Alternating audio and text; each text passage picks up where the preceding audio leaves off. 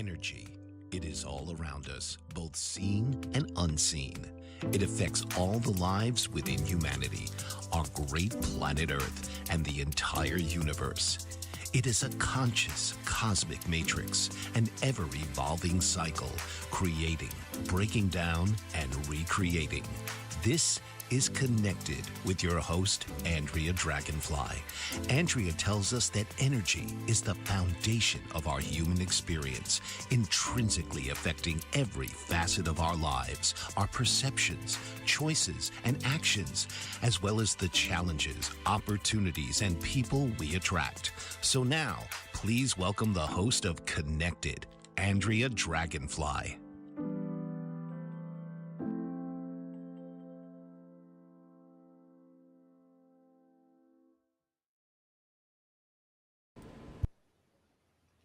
Hey, good people. Welcome. Welcome to the show Connected. I am your host, Andrea Dragonfly. And in this talk series, we are talking about the complexities of energy and how everything we experience in our lives is actually an energetic that we are either producing or drawing into us for our life experiences. And so each episode goes deeper and further into the cosmic matrix of energy and how we are very much an intrinsic part of it all. So welcome to the show. Today, we're going to talk about reincarnation and spirit evolution. So it's going to be a good conversation, and it's also the beginning. This is like part one. So we'll see how far we get in tonight's show and see, what will all kind of unfold from where we begin. So last week, always doing a little bit of a review, we talked about chakras, imprints, and energy magnetism, and about how we have these imprints. And I talked about some of the ways that we can get an energy imprint through different life experiences. Sometimes they can be traumas, and some of these traumas can be physical traumas, even something that we might experience in, and I haven't probably dove into this part, but we can get imprints in many ways. But sometimes we can get them through physical accidents and injuries. Other times we can have heart wounds where our heart is broken through betrayal, abandonment, these types of things, all sorts of different ways through the different types of violences that we can incur throughout our lifetimes. And so whether it's in this lifetime, I also introduced the idea of reincarnation. It could also come from another lifetime. And that these imprints actually are within what's called our luminous energy field. Sometimes that luminous energy field can also be known as the aura. However, we have these different energy bodies that make up this luminous energy field. And within those energy bodies, we also have our chakras. So when we're experiencing some sort of challenge, difficulty, and maybe it's a pattern, most often if it's an imprint, it shows up in a pattern throughout different scenarios of our lives and different people that we might meet, whether it's our significant partners, or maybe we find, being at the effect of our children or our siblings and our family dynamics. So it can be in many different areas of our lives, but it's patterns where we find that we're some way disempowered. So we're going to definitely look at that further and bring in the reincarnation component of it all. So with this, I first want to say that this can be a sensitive conversation because there are many different types of people coming and exploring the show from many different walks, right, of belief, philosophy. Some are atheist, and even some of the people who are closest to my heart are heading more in the atheist direction. And of course, they're there to help grow me. How do I communicate more clearly, be more articulate, be more open and accepting of all belief systems with those awesome people who I love so much that always challenge me how to be a better person. And then also, I came from a very strong Catholic upbringing, meaning that that became my foundation. And so I have a lot of people that I know that are also very much still, part of that belief system. And if you're here exploring this conversation to see how it all feels for you, I want you to know that it's a sensitive conversation. And I'm very sensitive that this is an invitation to work with this, play with this, try this on. Because at the very root and core of it all, reincarnation was at the beginning of Christianity. It was only in 553 AD, during the Second Council of Constantinople, that it actually was removed from the belief system. And so the different council members at the time, who were Christian theologians, and which is also a form of theosophy, which is an understanding of the nature of divinity.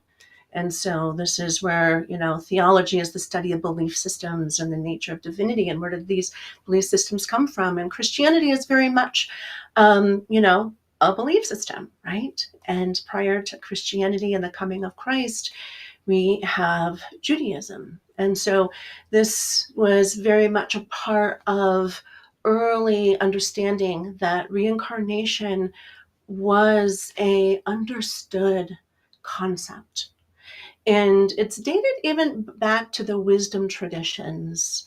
Let me reframe and say that it comes from the ancient wisdom schools. So schools of mysticism, the schools were a lot of what's also known as esoterica or esotericism, where there was the deeper connection. Esoteric is an inner relationship. It's not based on the exoteric.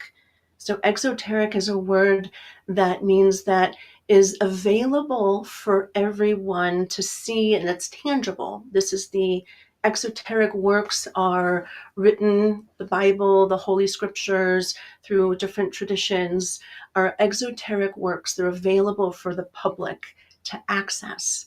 And esoteric, or esoterica, many words, esotericism, is also where we're not using our external senses, we're using our internal. This is where philosophy really was part of the reflection, being able to ask these deep, inquiries, and being able to create relationship. So we're using what's called our inner senses. It's not based in the external world of our sight, our audio, our hearing, our taste, our touch. It's based in that we use the external world and what we're experiencing, that's creating the question in the first place. And then we bring it inward, like an inner practice. It becomes that early form of meditation, that early form of reflection. So this is where the great initiates were really beginning the whole philosophical, venture of taking this information and being able to work with it. And when they would go into stillness, and I'm going to say stillness is the foundation for every spiritual practice, whether it's Christianity, Judaism, even Islam, and all of the preceding practices of wisdom tradition that came before, that when we want to connect in, we begin with stillness. So it's the very beginning of any type of practice. So with the initiates, they would bring this in and they would begin to work with it on the inner field. So the inner field is actually still connected to the divine intelligence. And this is where they were able to begin to really understand some of the ancient wisdom. Now, there's more episodes to come, because I'm going to talk about even before these ancient schools, mystery schools, which, were first brought kind of forward. The Western mystery schools are known, through Egypt and Greek, and also Alexandria, was a place where all of these kind of wisdom traditions came together. And I'm going to have a whole show on esotericism because there are many schools of thought that live within that body of work. And so esotericism is really an umbrella of information. And so with that, we will dive into that in another show. But I'm bringing this in because this is where, you know, through this work, and we can see it in a lot of Plato's writings. Plato was around during Greek times, and you know what? I did not write the date down, but I'll get back to you on that. I think it was around 300 and I might be wrong, 37 BC, before the coming of Christ. And so it's one of those things. Wait, maybe I do have it in my notes. Just give me a second to kind of look down here below. All right, we're looking at some of his work to be 246 to 254 BC. I did actually stick it in my notes, so good for me. And so, of course, this also comes from earlier information. And again, I'm going to come back to another show on that. But this is just to let everyone know that reincarnation was very much still a part of Christianity after the Christing, when Christ came. And so we're still looking at 553 years after the death of Christ.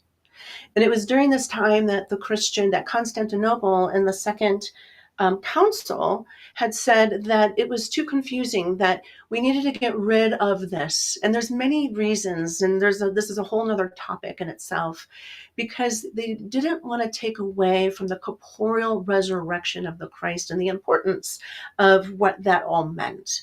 And so if we had multiple lives, then people would think, oh, I can do this in my next life, right? Who knows what people would think. Also, it's very important to know that the consciousness of the time was very different than what it is today. So this is really important. We have not always had this level of consciousness. And even right now, the consciousness is expanding exponentially, right? So it's like even now, so many more people are kind of coming into an awareness that the world is far more than what we've been shown and taught and sort of kind of programmed to believe it to be. So it's within this kind of foundation that we have been taught that reincarnation never really existed in Christianity. However, it's kind of like the telephone game. If you've ever played that as a child or whatever, and I'm just going to speak to it because I know there's many different people coming from all different places of life, that the telephone game is where you actually have a circle of many people. Let's just say 20 people. And you say one thing in a secret to one person in their ear, and then you ask them to say the same thing to the next person. And as they deliver that message through each person and give it like a decent, size statement, each person then takes it, they internalize it, and then they restate it in another way. And by the time you make it through 20 different people and you get to the end, the original statement is quite skewed from what it originally was given. And so this is what we experience throughout history, especially since history has been, even within the Christian and sacred texts of the Bible. The Bible has been translated in numerous languages before it even came into English. And there's not always the same words in different languages, so that the concepts are slightly different. So that, like in one language, it's going to have this representation. And then in another language, oh, we don't have a word that really expresses that. So we're going to use the closest word that does come close, that conveys the message, but we're going to lose some like depth, to that process. And so it's really about recognizing that over time, things have gotten to be, it's an evolution. Things have evolved to what we know them to be today. And it's really with that waking consciousness that says there are some big missing pieces in this belief system that may not make sense, and not everybody is looking for them. Some people who are very much, comfortable in their belief system and comfortable in the Christian belief system that says, yes, this works for me, that's great. I'm not trying to change your mind. We all want to find something that works for us. But those who are recognizing, hey, there's these big holes, these energy holes that are, you know, you know, there's these lapse of time. What was happening during that time? How can we say that reincarnation was at the beginning of Christianity? So there's these pieces that we are starting to find and bring into the light. So if you're interested in knowing more about, the shift of reincarnation, I encourage you, look it up, go online. I'm not a academic, scholar of this work, but of course it's been part of my studies over 2 decades. So take a look for yourself. Again, this is the Second Council of Constantinople. You can Google it. I even Googled it just to get some basic information for my notes here. And just connecting into recognizing that, you know what? I've never known this. And one other piece to mention before we really jump in and get started is that we are busy people. We are taught and told what, comes to us, and that's what we know. Not many of us are going in and doing the research. Not many of us really know our history. And I watched this movie, Dune, the second Dune recently, and what was really powerful was that and it's been a couple of weeks, so I don't remember the guy's name, but when he was getting ready to like move into his prophetic place amongst the people, it was this whole piece about if we don't know our history, we don't know, how we're going to be with the people. We don't know how to lead the people forward. And so this is a very powerful concept. Most people don't know our history, and our history has often been actually intentionally let me see if I can get my word out here. It's been intentionally destroyed. And so the parts that haven't been destroyed had to go into hiding. And it's through those pieces that are finally coming back, and at this very time coming into the world, that we are recognizing that, hey, we don't really know our history, and our history has been hidden from us. So it's now time for us to kind of get curious. Get curious. How are we going to do that? And so with that, I encourage you to get curious. And we're going to go ahead and take a short break here. And in 2 minutes, we'll come back and we'll jump into reincarnation and the spirit and our spirit's evolution. So I'll talk to you in just a couple minutes. What if there were a super tiny device that could diagnose the brain and is smaller than a single human hair? What if you could see inside the brain to help an epilepsy patient during surgery or to help the fight against Parkinson's disease?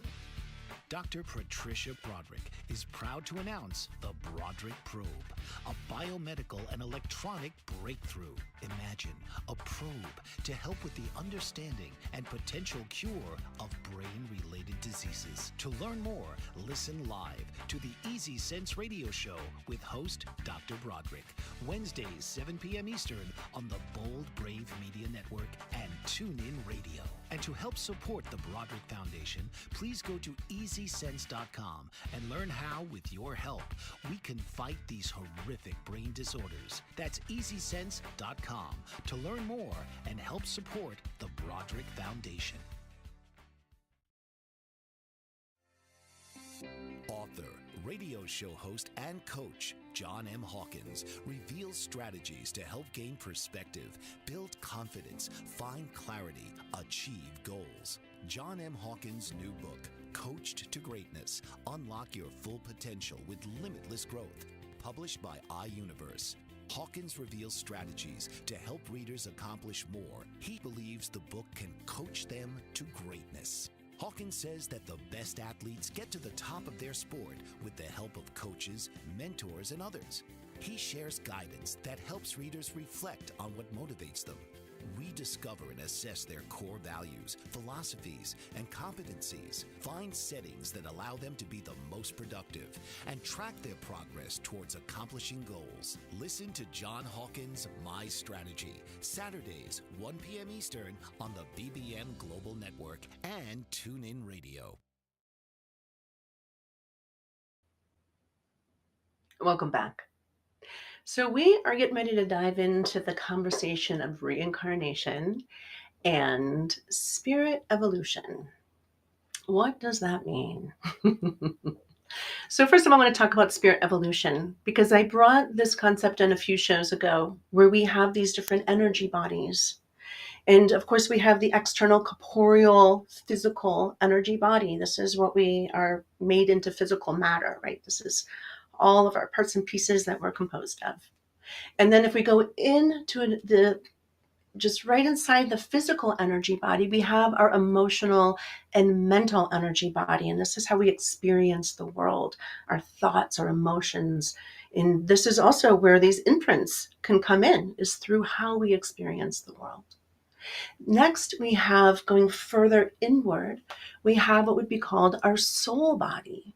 And our soul body, again, as I mentioned earlier, the way I'm going to talk about it is that it's like our navigation device. It's our GPS. It's taking us to the experiences, to the people, to the places, to the situations, the scenarios, so that we can have these experiences and possibly overcome them and rise into a higher human being. When I say higher, I'm talking higher energy, a higher love, compassion, forgiveness, into a higher state of our humanness.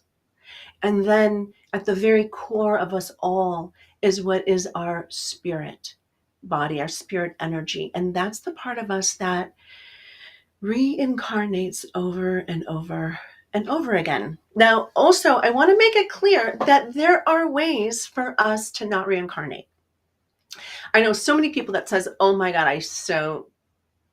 please, I do not want to reincarnate. I want to be done because life is hard. We don't want to keep coming back when we're at the effect or challenged by life. And it's just like, oh, I can't do this again, right?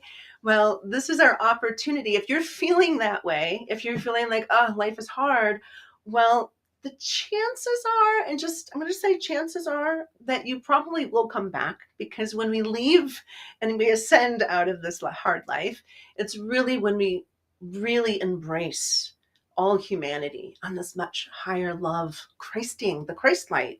And of course, even if you're not walking the path of the Christ, the same energetics is love, it's compassion, it's forgiveness. It's those parts of us that can see, what is this world all about? Why were we given this opportunity to have this life, right?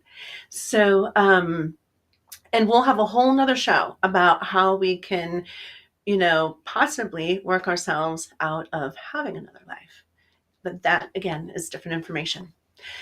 So when we're looking at spirit evolution, what happens is, how does that part of us actually, reincarnate over and over again?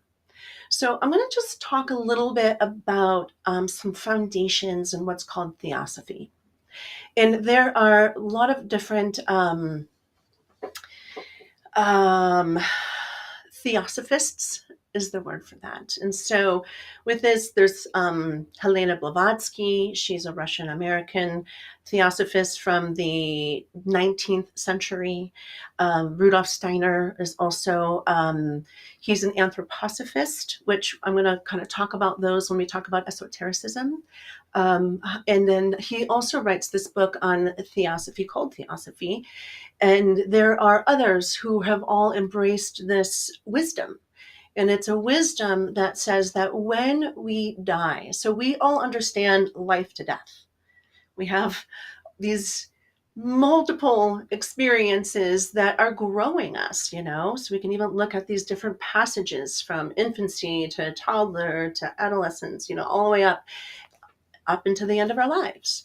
And we're having all these different opportunities throughout our lives. Oftentimes they're, we get to have the roller coaster, right? So we get to enjoy life, hopefully, for a period of time, and then we have a challenge. We have to overcome that challenge.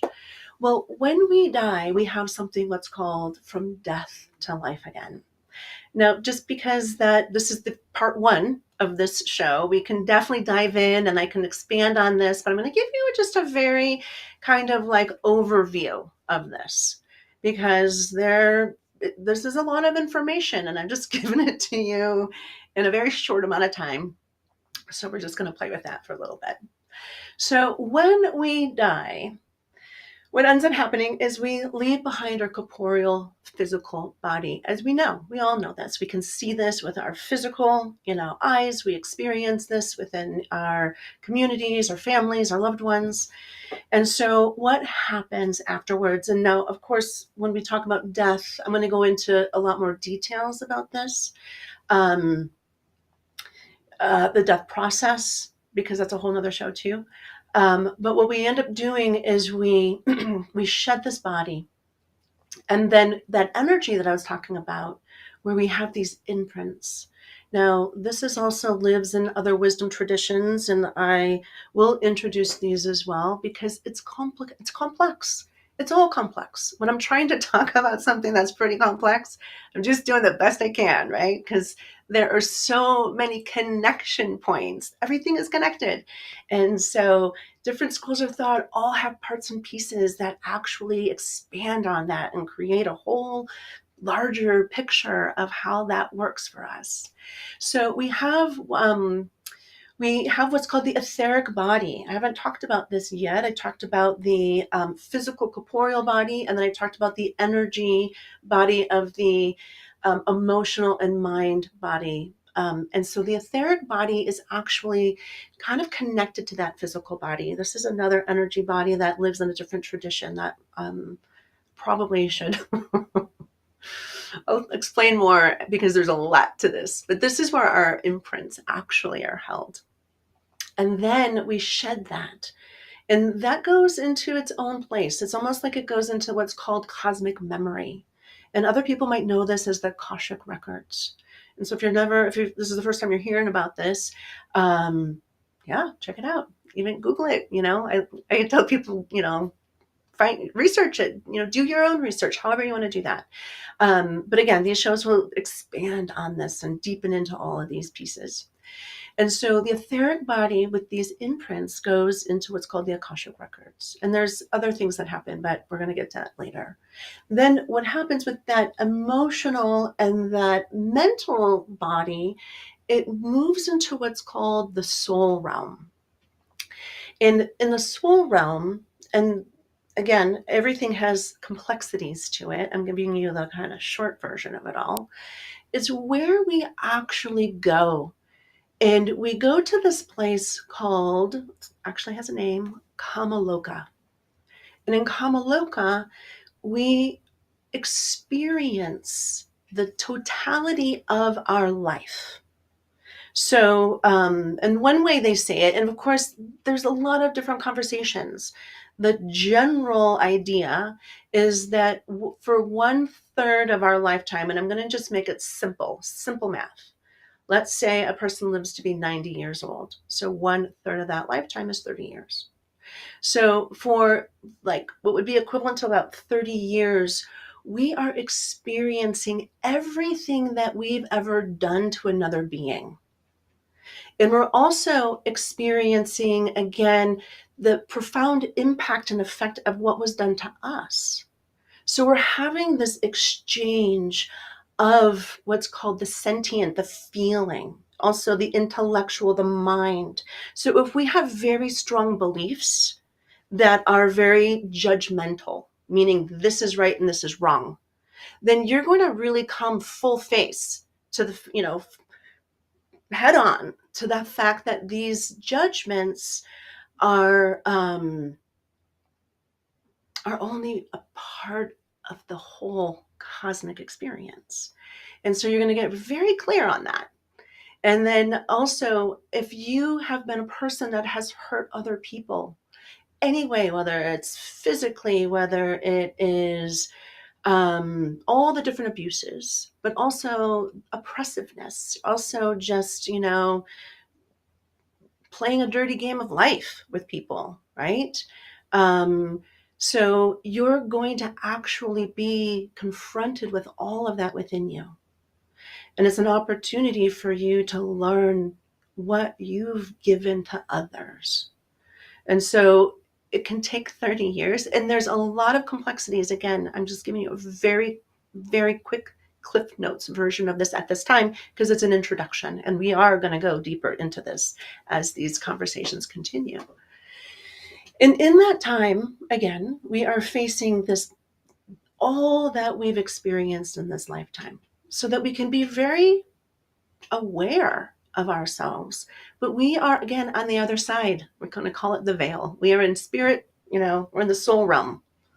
When we finally complete that process, we we also shed that soul piece. So we're shedding the emotional and the mental soul body in that place. We're also moving through, and when I talk about the soul, and the soul being the navigation device and how it takes us to these different places, we're also kind of ascending out of the soul, and we're moving into this next place that also has a name called Devachan. And Devachan is when we return back to pure spirit. It's this place where we get to commune with the higher intelligence of whatever you want to call that. We can call it God, we can call it the angels, we can call it many, many innumerable names. And there's a lot of beings, a lot of very high, the holiest of the holy kind of beings are in this place. And it's the place where we take our reprieve, where we are actually going to, take some time before we go back on the journey again. And it's kind of like, this is where we make, to some degree, and of course, this is an invitation, try this on. Everything I'm saying is just part of the bigger picture. It's not exactly all that there is, because we don't know all that there is. We have to tap in and discover that for ourselves. But what's been discovered is that this is where we make the plan for the next journey. We can also plan out who's going to be our parents, who is actually going to hold the energy within the family dynamic that we need to come into to learn and grow and overcome in this next lifetime. So then we go back down and we move through. And as we come back down, we gather the soul again. Now, the soul is being worked to help bring us to the people, the places, the experiences, all that we're going to, attract into our lives. And then we're going to move down into, the sentient area where we are going to pick up. Also, there's ego, and I'm going to talk about ego a lot, but this is where we're going to get our new egos. And our egos is that I individuality, that personality, that if you were shy in the last life, maybe you're going to be very bold and brave in the next life, right? And so we also pick up all this other energy, and we pick up those imprints from the etheric field again, and then we're born into a new family. Now, I know that this can be very challenging to try on if this is unfamiliar territory for you. There's a lot of people already deeply entrenched within the conscious communities who have been living this as their lifestyle and their life belief for a long time as their truth with a capital T. And so there are many, many people out there within this understanding. So we're coming in to then live into this new life. Now, we are getting ready for another commercial. Now, if you have any questions, if you have any comments, if you are curious, if you're lost, if you want me to try to, clarify something, there is a number at the bottom of the screen, and you are welcome to make that phone call in. If you're meeting up with us tonight through Facebook or Instagram, I believe, or maybe just Facebook streaming, you can send your comments to the team, and we can also look at answering them through there. But we are going to take another 2-minute break, and we'll be back to take us further down the journey. All right, I'll talk to you in just a couple. Did you know that your beliefs create your entire reality, but it's the subconscious beliefs that do most of the creating? Belief shifter and life coach Shiraz can help you identify those limiting beliefs and eliminate them, often in a single session. Like it was almost instant, like I had relief right away. Creating better health, relationships, careers, and finances. Let Shiraz help you step out of safety and into awareness. Definitely something's happening. It's like a flow inside. It feels good. Whether in person or online, Shiraz provides personal coaching, belief shifting. Visit Shiraz at energeticmagic.com or call 416-529-7429. Energetic Magic on the BBM Global Network, Tuesdays at 7 p.m. Eastern. Find your greater happiness. Be well. Be aware. Be magical. Are you struggling to care for elderly parents or a spouse? Do you wonder if being a caregiver is making you sick? Are you worried about taking time off work to care for elderly parents and balance work, life, and caregiving? Has caregiving become exhausting and emotionally draining? Are you an aging adult who wants to remain independent, but you're not sure how? I'm Pamela D. Wilson. Join me for the Caring Generation radio show for caregivers and aging adults, Wednesday evenings, 6 Pacific, 7 Mountain, 8 Central, and 9 Eastern, where I answer these questions and share tips for managing stress, family relationships, health, well-being, and more. Podcasts and transcripts of The Caring Generation are on my website, PamelaDWilson.com, plus my caregiving library, online caregiver support programs, and programs for corporations interested in supporting working caregivers. Help, hope, and support for caregivers is here on The Caring Generation and PamelaDWilson.com.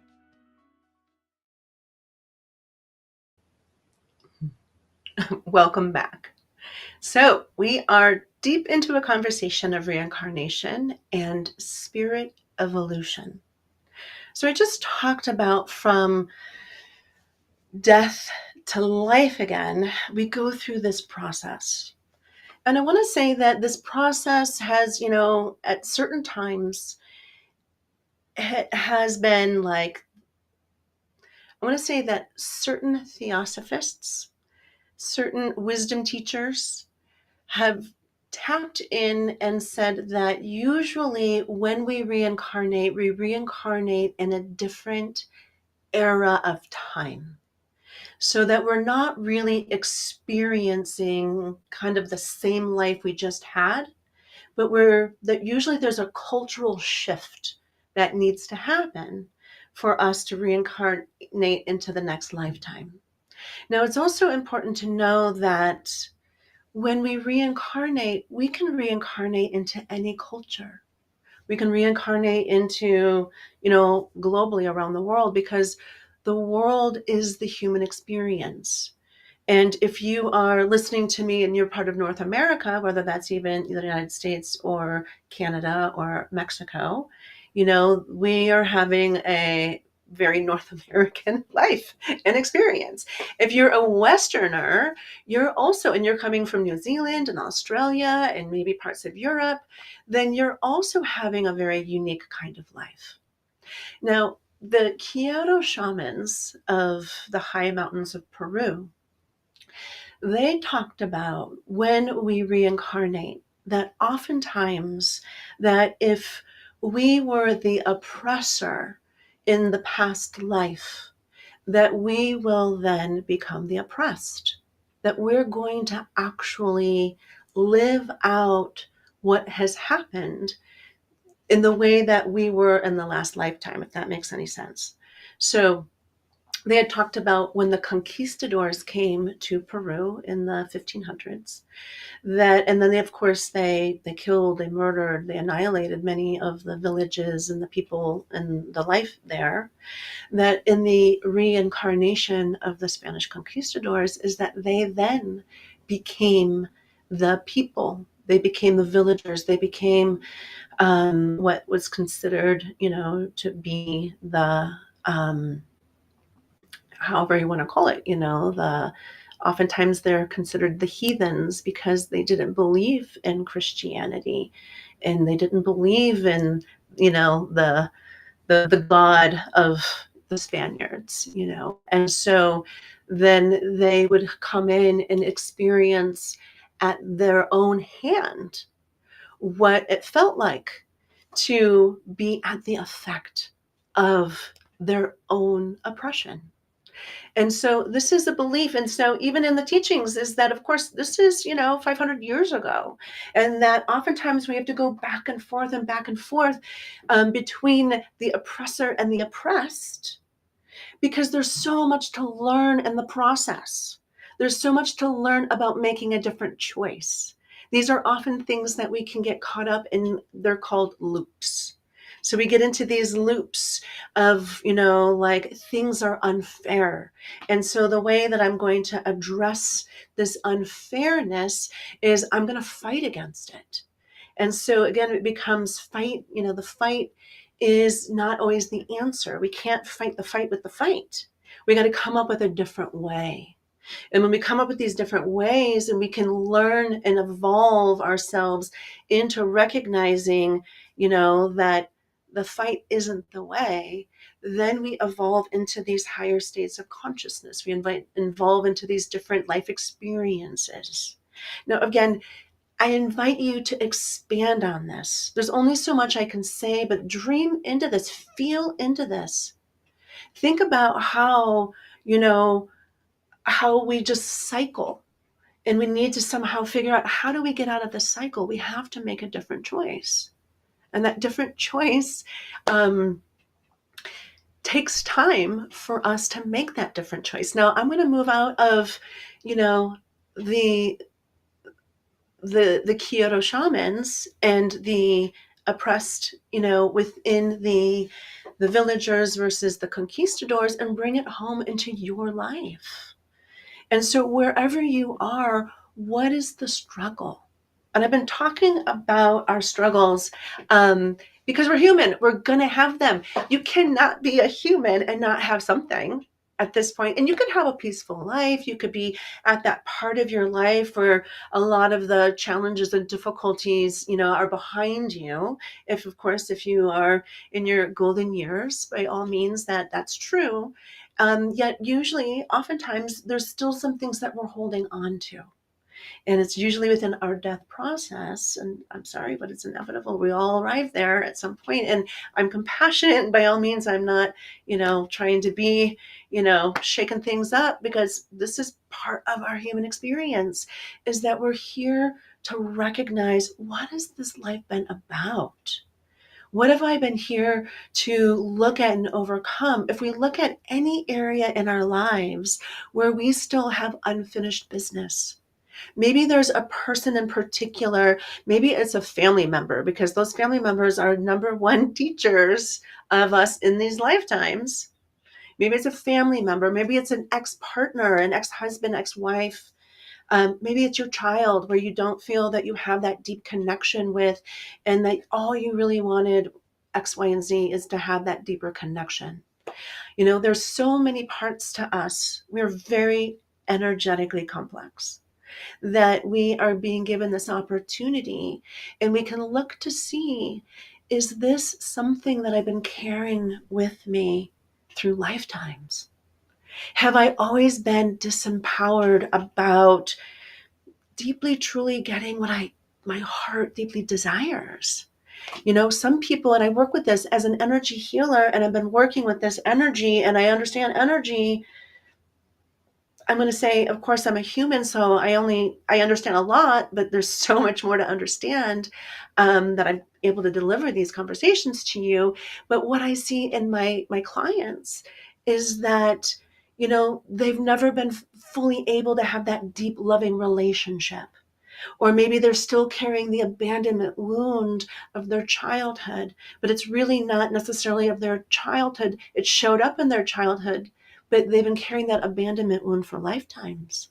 And it's really about recognizing it. What am I going to do about this? How can I heal this so I don't have to bring it into the next lifetime? So again, anywhere where we feel disempowered is where there is an energetic disconnect. And it's part of our spirit's evolution for us to look at that.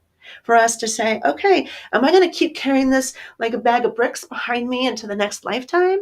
Or am I going to say, okay, what can I do to let go of this bag of bricks and not bring it with me next lifetime? And what do I need to do to ascend so I don't have to be in the next lifetime, right? So we're going to ask these different questions and see what we can do. And so oftentimes there are other people, there's all sorts of people out here in these healing modalities that help us address these things. So energy work, clearing the imprints, you're going to find that through shamanic energy workers that I'm aware of. Now there's other people doing all sorts of different energy work. I don't necessarily know all of the modalities and how they do that. But I can only speak of what I know. And I know that there are many people like me, many people who have been studying and working through the Light Body School, Alberto Villoldo School, who have been working with the shamanic wisdom teachers from all over the world and not gone to Alberto's school. But these are concepts that have been part of the fabric of humanity that are now bubbling up to the surface and saying, yes, now's the time. Now we can do this. And so when the spirit can connect to that, when we learn the lesson, it's called a gift. I mentioned this before. I'm going to repeat myself. When there's really important things to just kind of try to land in us, when we can really get the understanding, the gift of what this means, then we can let it go. And I just want to speak to the one life experience, the teaching that we only get one life. And the reason why Plato even talked about this one life piece is because we can't understand all that there is to understand in humanity with one life. We can't rise above and be in that higher love light, into that higher place of compassion, into forgiveness. We can't go through life and be angry and then, just have this really negative life and then die and just be like, oh, that sucked. I don't want to do that again, which some people absolutely have that. But we don't have the stories, we don't have the history available to us to recognize there's another way. And it's actually something that could really work for us. And it's not also the thing that is like, oh, well, I have multiple lives. And in some way, I just want to say that here, I'm going to try to finish my sentence. It's not that we have multiple lives and we throw these lives away. No, these are our lives. This is our immediate experience. We're in it, right? We want the best life for ourselves in the now. We want to feel the joy, the pleasure of beauty and grace and fun and respect and value and love, right? I mean, that is part of what the soul, the spirit is wired for, designed for, is for us to rise into. How do I get that? I long for it. I want it. And in the one life theory, even if that child is, 1 day old, that that being gets to actually have multiple lives so that they can have the experience of the whole human condition, the whole human experience. And oftentimes that 1-year-old, and this is going to be another session, I'm going to just introduce it.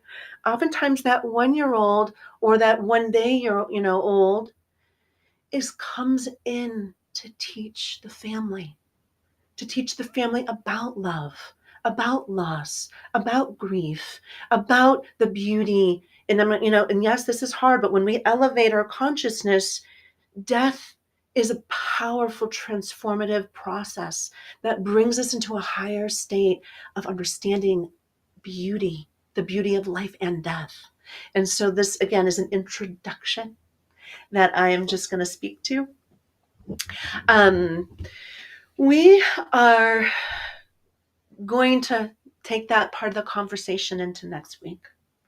But what I'd like for you to do is that we are nearing the end of our hour. And hold on, I just want to see my time here because, I got about 9 minutes before the end of our time.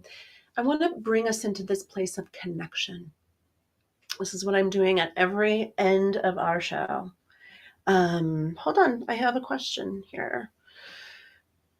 And I'm going to put my glasses on because I'm at the stage in my life where I need my readers.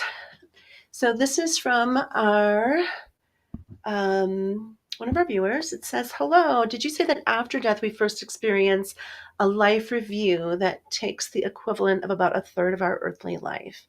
If so, are they able to visit, let me see, can I move this up? I'm missing part of this question. Are they able to visit something left behind on Earth? Okay, so I'm assuming that we're talking about, just because the way it shows up on my screen, there's something in front of it and it's blocked. Are we able to visit the people left behind on Earth? Yes, absolutely. That's part of it too. So, and that again, that's a great question. So thank you so much for that question. There's usually what's called a process. And I want to say that it's unique for many, many, many beings on, human beings. Um, Everybody's life is very unique and very individualized. And there's a lot of different things that can happen when we die. And I'm going to really kind of share that in details through these different shows and when those, when that comes up. But we also know that even just through a lot of the Eastern philosophies that have been adopted throughout other wisdom traditions and other philosophies, that there is what's called a bardo, which is also known within Eastern philosophy, but there's a window of time where we get to finalize all of our earthly energies here with our people. This is where we might be able to actually connect into our loved one on many different ways. And sometimes people can see them, sometimes that person comes to them. But I will bring this into another show. But yes, I just want to answer that question, is that there's a lot of things that happen right after we die. So, but I'm looking at that big, long process. Now, also, I'm going to address that even when we're in this process, there is visitations. We can certainly, if your father died 10 years ago and your father came to you, there are all of these interconnections within the cosmic realm where we have access to our loved ones. And so that will be another conversation. So at this point, I invite you to close your eyes. To close your eyes and take 3 nice deep breaths, letting go of wherever you are in your day, your evening, wherever you are. And just land yourself into your body, bringing your awareness into your heart. Nice deep breaths. These regulatory breaths are really good to shift our states of consciousness. And I want you to feel into these energy bodies, as I've asked before, feeling into your physical energy body, just noticing what's happening in that energy body of your physical, corporeal body. Do you have any aches and pains? Where are they? Are they connected to anything that you're aware of or not? Moving into that deeper layer of the emotional and mental energy body of your perceptions, how you see the world, how you feel about the world, how you feel at any given moment, at any stimulus that comes your way. Just recognizing how you are on the spectrum of everything. Hopefully, some people are disconnected in their feelings, so notice, where are you connected? Where might you be disconnected? Everything is information. Notice how you perceive the world. And again, what angers you, what frustrates you, what puts you at the effect of the world and makes you feel like sometimes you want to give up, even if it's just like for 10 minutes or 10 seconds. And then also what brings you joy, peace, calms and soothes your being. Moving into your soul space and through one more energy body into the soul. And this is the place, again, that is our GPS, our navigation device, taking us to the people, the places, the experiences, taking us to what your life has been about. What has this incarnation been about for you? The soul is here to inform our spirit. Moving in to the next energy body, the spirit body, this is the part of you that has come through lifetimes. Even knowing when you get information and maybe you've never heard of it before, but you're like, oh yeah, I knew that. You've been carrying it forward. This is you tapping into your own inner knowing, your own inner wisdom. You know things. And so I invite you to spend some time just connecting in to what do you know? What have you brought forward from past lives? If you're connected to certain cultures, if you're connected to languages, if you're connected to animals from other continents, connect in. Is this coming from another lifetime? I invite you to be curious. I invite you to play with this place. I also want you to know that even if you are a devout Christian and have a one, life perspective, that this is okay. And I'm going to share a little bit more about this next time. I was going to share it this time, but we got busy talking about other things. But the high supreme consciousness says yes. Tap in, because you are a powerful being here on the journey of really empowering yourself into what I call exaltation, exalting into, some people call it the ascension. We're moving ourselves into that higher state of being, that higher state of awareness, that higher state of love, of compassion and forgiveness. And it's very important at this very time of humanity, because things are changing. And you hear me say that almost every show. Yeah. Well, with the time that we have, I just want to say thank you. Thank you so much for joining me tonight. I encourage you to reach out. All shows are recorded and can be found at my website at www.andreadragonflight.com/media. You can go onto YouTube and look me up under the Bold Brave TV YouTube channel at this time. If you want to reach out to me via Facebook or Instagram, that is at, I think it's at Connected. Facebook, Instagram at Connected. Dragonfly. You know what? I have to look that up because I'm really bad at that. And I'll get better, I promise. But I just wanted to thank you so much for spending this time with me this night. And I always, be curious, stay connected, and look to see where do those connections lead you.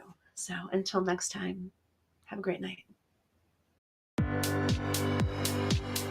This has been Connected with your host, Andrea Dragonfly. Join Andrea each week on an extraordinary journey, exploring the consciousness of energy and how you are connected. Thursday, 9 p.m. Eastern on the Bold Brave TV network.